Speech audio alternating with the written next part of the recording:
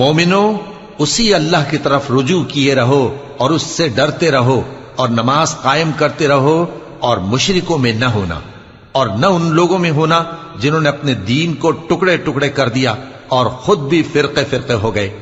ہر فرقہ اسی میں مگن ہے جو اس کے پاس ہے، اور جب لوگوں کو تکلیف پہنچتی ہے تو اپنے پروردگار کو پکارتے ہیں اسی کی طرف رجوع کرتے ہوئے.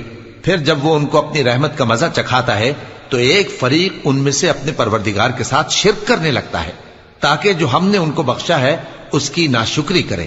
سو خیر فائدے اٹھا لو، ان قریب تم کو اس کا انجام معلوم ہو جائے گا. کیا ہم نے ان پر کوئی ایسی دلیل نازل کی ہے کہ پھر وہ ان کو اللہ کے ساتھ شرک کرنا بتاتی ہے؟ اور جب ہم لوگوں کو اپنی رحمت کا مزہ چکھاتے ہیں تو وہ اس سے خوش ہو جاتی ہیں، اور اگر ان کے اعمال کے سبب جو ان کے ہاتھوں نے آگے بھیجے ہیں انہیں کوئی تکلیف پہنچے تو نا امید ہو کر رہ جاتے ہیں. کیا انہوں نے نہیں دیکھا کہ اللہ ہی جس کے لیے چاہتا ہے رزق فراخ کرتا ہے اور جس کے لیے چاہتا ہے تنگ کرتا ہے؟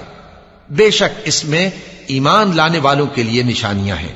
تو اہل قرابت اور محتاجوں اور مسافروں کو ان کا حق دیتے رہو.